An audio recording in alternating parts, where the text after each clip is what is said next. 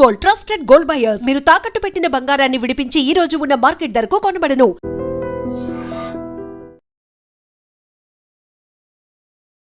Welcome to news. This is Pavan. దేశవ్యాప్తంగా Rapido, Ola, Uber యాప్లను off చేసి బిగ్ వర్కర్స్ అందరూ బంద్ కి పిలుపునిచ్చారు. కనీస ధరలు మాకు అందట్లేదు, మేము కష్టపడి పనిచేస్తున్నాము, కానీ మాకు ఈ యాప్ల నుంచి వచ్చే సపోర్ట్ లేదు, ఏం లేదు. భారత ట్యాక్సీ అని చెప్పేసి అమల్లోకి తీసుకొస్తున్నారు సెంట్రల్ నుంచి. దానివల్ల మేము తీవ్రంగా నష్టపోయే అవకాశం ఉందని చెప్పేసి ఇక్కడ మనతో బిగ్ వర్కర్స్ అందరూ ఉన్నారు. ప్రస్తుతం మనం మూసాపేటలోని ఆ మెట్రో కింద దగ్గరలోనే ఉన్నాము. సో వీళ్ళందరూ ఆ సమ్మెకి దిగి నడి రోడ్డు మీద సమ్మె చేసే పరిస్థితి మనం ఇక్కడ చూస్తున్నాము. ఒకసారి అడిగి తెలుసుకుందాము అసలు వీళ్ళ ప్రాబ్లం ఏంటి, వీళ్ళ సమస్య ఏంటి, ఏం కావాలి, వాళ్ళ డిమాండ్స్ ఏంటి అనే విషయాన్ని అయితే క్లియర్ గా అడిగి తెలుసుకునే ప్రయత్నం చేద్దాము. నమస్తే బ్రదర్. మాకు మూడు సంవత్సరాల కిందట మంచిగా వేతనం అంటే ఓలా ర్యాపిడో పైసలు మస్తు ఇస్తుండే. ఈ మధ్యలో ఏమైందంటే బస్సు ఫ్రీ చేసిండ్రు. ఆ బస్సు ఫ్రీ చేయడం వల్ల అసలు మెయిన్ లేడీస్ బుక్ చేసుకుంటలేరు, కనీసం వేతనం లేదు. ఓలా ర్యాపిడో వాళ్ళు కూడా మాకు చాలా దారుణంగా డబ్బులు ఇస్తుండ్రు. కిలోమీటర్ 8 రూపాయల. మాకేమొస్తుంది కిలోమీటర్ 8 రూపాయలు? ఏం సరిపోతుంది చెప్పండి ఒక మాట. మాకు రేవంత్ రెడ్డి సార్ మాకు ప్రైవేట్ కంపెనీలను బంద్ చేసి సొంత కంపెనీ తీసి భారత్ యాప్ మాకు ఇప్పించి మాకు కనీస వేతనం వేయాలని మేము కోరుకుంటాం. ప్రాబ్లం ఏంటి ఇప్పుడు? లేదు, రావట్లేదు. మరి ఇప్పుడు ఆటో నుంచి ప్రైవేట్ గా తోలే వాళ్ళు కూడా ఈ ఓలా యూబర్లు బంద్ చేసి మాకు వాళ్ళ మాకు ఇబ్బంది అవుతుందని అని అంటున్నారు కదా. ఎవరు అంటే అది ఇబ్బంది అవుతుంది అంటే మామూలుగా ఇప్పుడు మొత్తం ఆన్లైన్ సిస్టమ్ అయింది. ఆన్లైన్ సిస్టమ్ అనేది కదా ఇప్పుడు లోకల్ ఎవరు మాట్లాడి బండి పిలుస్తారు. ఏమన్నా అంటే ఓలా ర్యాపిడో వాళ్ళని నమ్ముకొని మేము కూడా ఉన్నాము. కనీస వేతనం అంటే కిలోమీటర్ 22 రూపాయలు ఇస్తే మేము మనశ్శాంతిగా ఉంటాం. అంతేం లేదు. రీసెంట్ గా భారత్ ట్యాక్సీ అని చెప్పి సెంట్రల్ నుంచి ఒకటి అమల్లో కూడా వస్తుంది. దాన్ని తీసుకొస్తే కనుక ఇంకా మాకు దాంట్లో లాభం ఉంది, మంచిగా ఉందంటే అది. మనం గుజరాత్ లో అంతే ఈ ఓలా ర్యాపిడో ఊబర్ పోర్టల్ మొత్తం తీసేయాలి, ఇది బంద్ చేయాలి. ఏదో కనీసమైనా మాకు తగిన ధరదైనా ఇవ్వాలి. రాలే ఇంకా ఇక్కడ ఎక్స్పెక్ట్ చేస్తున్నారు, అనిష్టాలు కూడా అవ్వట్లేదు. అది వస్తుందని చెప్తున్నాడు, ఇంకా రాలే మాకు. ఇంకోటి బైక్ కూడా బంద్ చేస్తే మాకు మంచి ధరలు వస్తాయి. బైక్ ట్యాక్స్ వల్ల మేము చాలా నష్టపోతున్నాం. దానికి మాకు 2 రూపాయలు తేడా, దానికి మాకు 2 రూపాయలు తేడా. బైక్ మళ్ళీ ఎంత ఇస్తుంది? 50, మాకెంత 20. ఎంత నష్టపోతున్నాం? బైక్ ప్లస్ ఓన్ ట్యాక్సీ బండ్లు కూడా బంద్ చేయాలి. ట్యాక్సీ ప్లేట్ పెట్టుకోండి, ఓన్ ట్యాక్సీ ప్లేట్ ఎందుకు పెట్టుకుంటున్నారు? ఈ గవర్నమెంట్ కి లేదా ఏమో ప్రైవేట్ కంపెనీ వాళ్ళకి ఓలా ర్యాపిడో ఊబర్ కి వాళ్ళకి ఏం చెప్పాలి అర్థం కావట్లేదు. మేము ఈ రోజు మొత్తానికి దేశం మొత్తము స్ట్రైక్ చేస్తున్నాం అంతే. మీరు చెప్పండి బ్రదర్, ఏంటి సేమ్ ప్రాబ్లం? అంటే అదేనా రోడ్డు మీదకి వచ్చి ఆటోలు ఆపడం కూడా ప్రజలకు ఇబ్బంది కలుగుతుంది. అంటే ర్యాపిడో వల్ల మాకు పైసలు గిట్టుబాటు అయితే లేదు అని దాని వల్ల మేము ధర్నా చేస్తున్నాం. ఏదైనా మన కిలోమీటర్ 22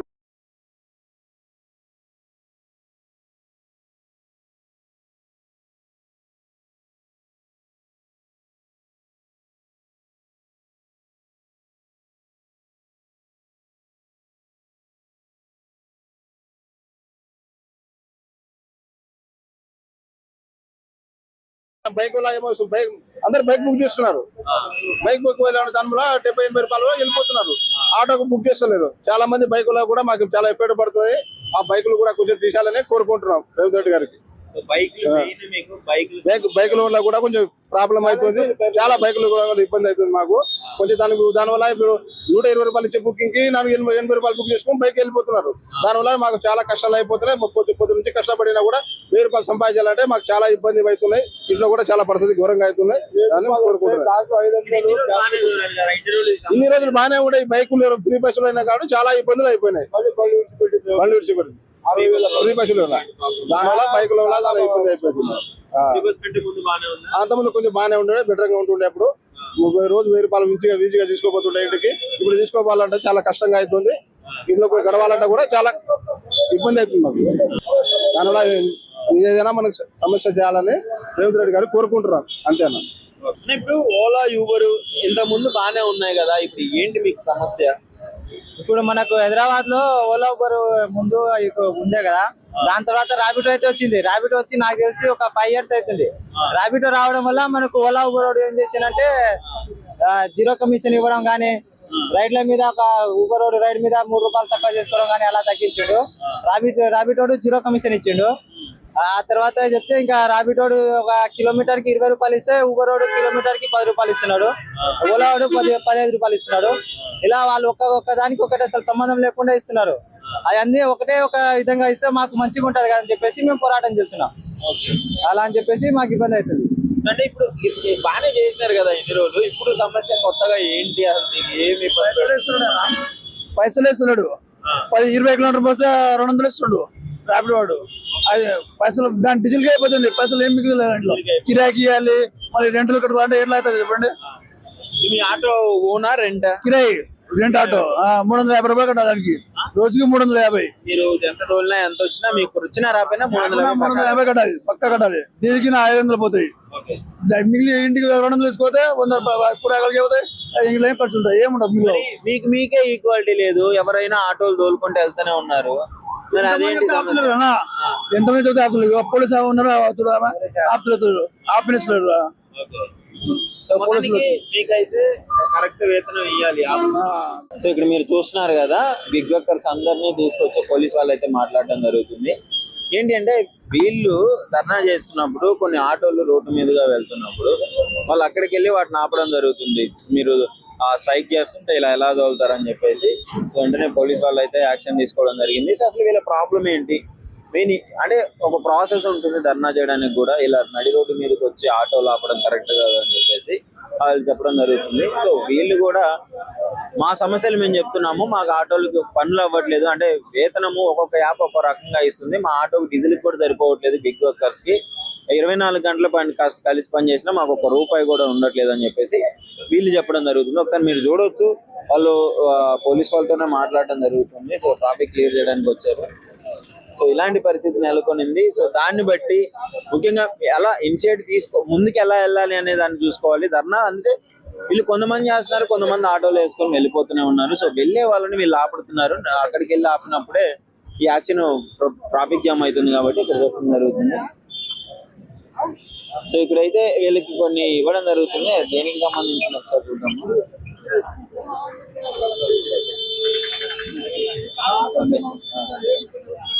సరే, ఇది పరిస్థితి.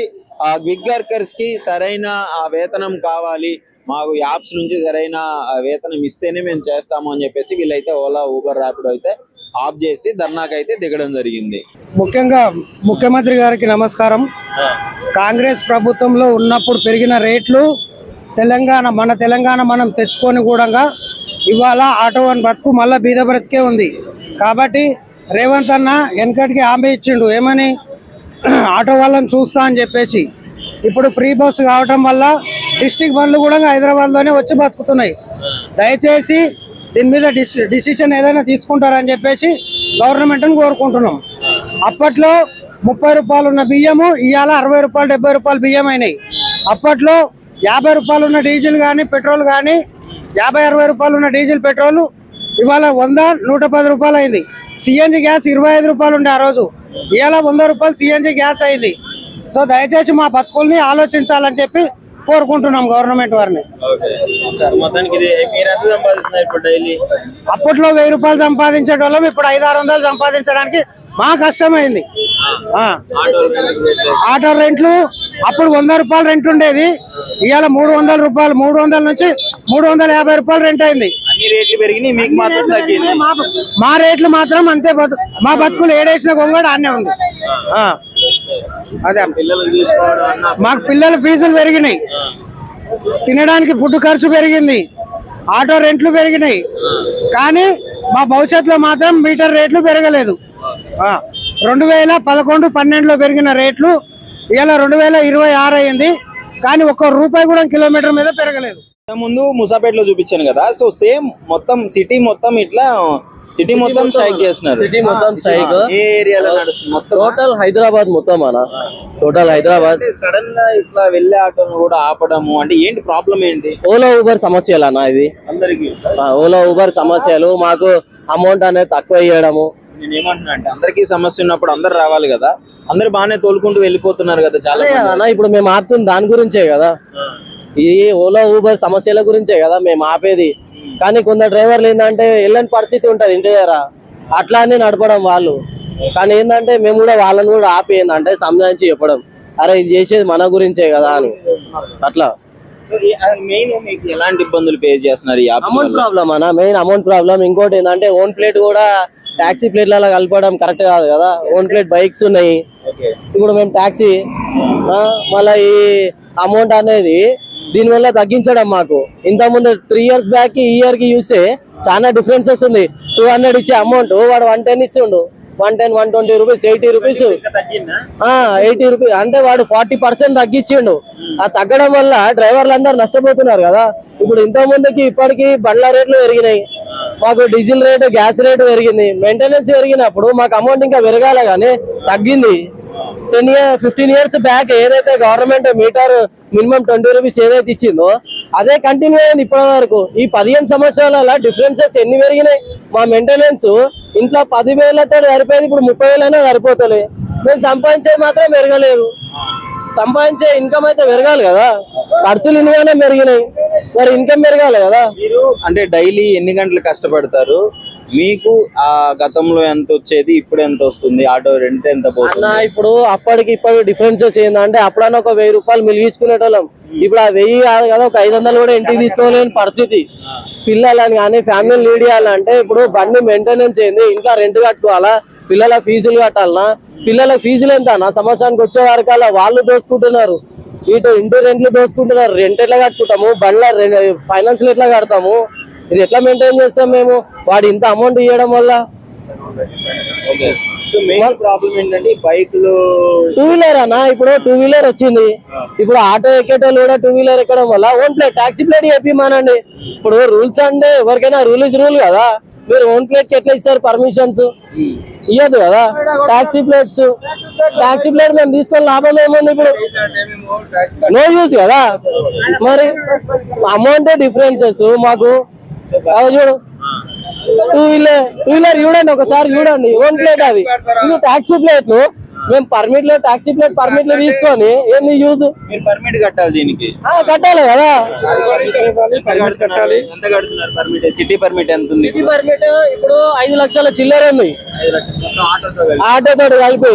అది కూడా ఏంది, సిటీలో ఉండే వాళ్ళకి అడ్రస్ ఒకటే ఉండాలి, లైసెన్స్ ఒకటే ఉండాలంటే ఎప్పుడు ఒకటే ఏరియాలో ఉంటామా? అప్పుడు అనుకూలంగా మేము ఇంతకుముందు ఉప్పల్లో ఉండే, ఇప్పుడు కుక్కడపల్లిలో ఉంటున్నాము. అక్కడ డ్రైవింగ్ లైసెన్స్ ఉంది, ఇక్కడ ఆధార్ కార్డు ఉంది. అట్లాంటి ఇవ్వడంట. ఒకటే దగ్గర ఉండాలంటే ఒకటే దగ్గర ఉండడానికి మాకు సొంత మిల్లులు ఉండాలి కదా. ఎక్కడ అనుకూలంగా ఉంటే అక్కడ పోతూ ఉంటాము. ఓన్ బిజినెస్ కాదు కదా, పబ్లిక్ సర్వెంట్ మేము. ఎక్కడ గిరాకులు ఉంటే అక్కడక్కడ మూవ్ అయితేనే ఉంటాం, పిల్లలకు అనుకూలంగా, మాకు అనుకూలంగా. ఈ అమౌంట్ డిఫరెన్సెస్ మొత్తానికి చాలా 24 hours నైట్ లేదు, డే లేదు, ఒక ఈఎస్ఐ ఉండదు, ఒక పిఎఫ్ ఉండదు. కస్టమర్ కి మేము చాలా సేఫ్టీ చేస్తున్నాం. విత్ ఇన్ 5 minutes లో మేము పికప్ చేసుకొని డ్రాప్ చేస్తున్నాం సేఫ్టీకి.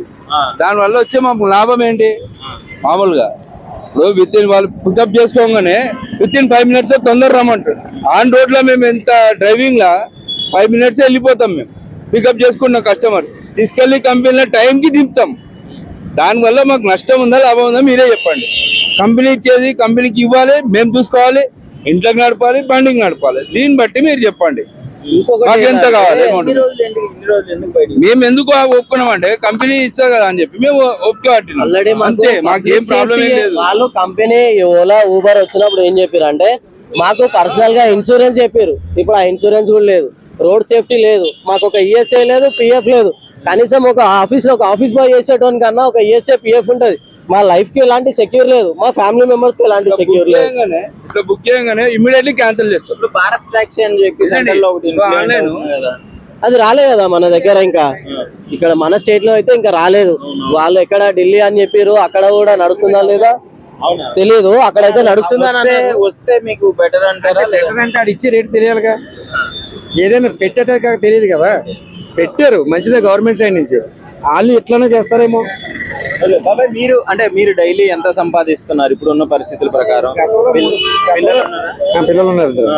గతంలో 2-3 వేలు సంపాదించేటండి, ఇప్పుడు 1500 కూడా సంపాదించడం కష్టం అవుతుంది. మరి అట్లనే అడ్జస్ట్ అవ్వాలి. రిజిస్టర్ అవ్వకపోతే ఎట్లా అయింది? ఇదిగో పెంచుతాను చేస్తాను అంటాడు కానీ పెంచట్లేదు. అందుకని ఈ నిర్ణయం తీసుకున్నాం అందరం కలిసి. అంటే ఇప్పుడు ఏమన్నా అంటే కొంతమంది ఇప్పుడు ఆ పూసపేటలో పోలీసులు ఆపారు, రోడ్డు మీదకి వచ్చి అట్లా ఆటలు ఆపడం కరెక్ట్ కాదు కదా. అవును, అందుకోసమే ఈ ప్లేస్ సెలెక్ట్ చేసుకుని ఎవరికి ఇబ్బంది రాకుండా, పబ్లిక్ ఇబ్బంది రాకుండా. మేము కూడా హాస్పిటల్కి వెళ్ళేటోళ్ళని, స్కూల్ పిల్లల్ని కూడా ఇబ్బంది పెట్టలేదు. మా డ్రైవర్లకే వాళ్ళని డ్రాప్ చేసి వదిలిపెట్టారా అని చెప్పాను తప్ప హాస్పిటల్కి వెళ్ళేటోళ్ళని, స్కూల్ పిల్లలని ఇబ్బంది పెట్టలేదు. ఎందుకంటే మా పిల్లలు పోతారు కదా. ఏంటంటే అందరూ యూనిటీగా చేసుకోవాలి కదా. ఇప్పుడు సగం మంది చేసుకొని సగం మంది ఆటోలు తోలుకుంటే మీకు మీ ధర్నాకి అర్థం చిన్న విషయం అండి. ఇప్పుడు నా సొంతమే అనుకోండి, ఈయన అద్దె తెచ్చుకుంటాడు, తిప్పుకుని ఈయన రెంట్ కట్టాలిగా. ఆయన పరిస్థితి ఎట్లా? అందుకోసం అని చెప్పి కట్టాలి. ఇప్పుడు ఒక కారు ఉంది, 1000 రూపాయలు కట్టాల్సి వస్తుంది. ఎట్లా కడతాడు? కంపెనీ వాడు ఒప్పుకోడు. 5000 దాటిందంటే కంపెనీ వాడు ఏం చేస్తాడు? బండి రికవర్ చేసుకుంటాడు. ఈయన డిపాజిట్ 15,000 రూపాయలు పోతాయి.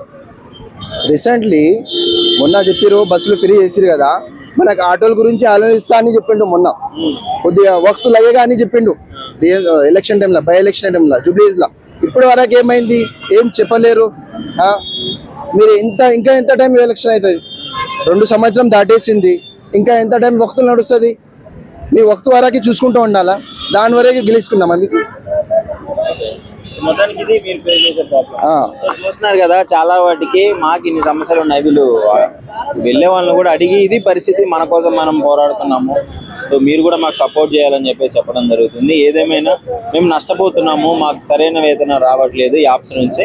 అందుకే మేము ఈ ఓలా, ఊబర్, ర్యాపిడో అనేది మొత్తానికి బంద్ చేసి మేము ఇక్కడ ధర్నా చేయడం జరుగుతుంది. సిటీ వ్యాప్తంగా చాలా ప్లేసెస్లో, ఉప్పల్లో, జేఎన్టీయూలో, కూకట్పల్లి, మూసాపేట, అమీర్పేట, ఇవన్నీ మొత్తం సిటీ మొత్తంలో, ఎల్బీ నగర్ మొత్తం సిటీ లిమిట్స్ లో మొత్తము చేస్తున్నారు. ఇంకోటి మరొకటి, మేము సిటీ పర్మిట్ తీసుకుంటున్నాము ఆటోలకి, ట్యాక్సీ నెంబర్లకి. బట్ ఈ బైక్లు వాళ్ళకి కొంతమంది ఆ డిస్ట్రిక్ట్ వేరే ఆటోలు, విలేజ్ ఆటోలు కూడా వచ్చి ఇక్కడ తోలుతున్నాయి. సో అవి కూడా చూసుకోవాలని చెప్పేసి. సో ఇది మొత్తం సమస్య. మరి వీళ్ళ సమస్య సాల్వ్ అవుతుందో లేదో చూడాలి. మరి గవర్నమెంట్ ఎలా స్పందిస్తుందో తెలియదు.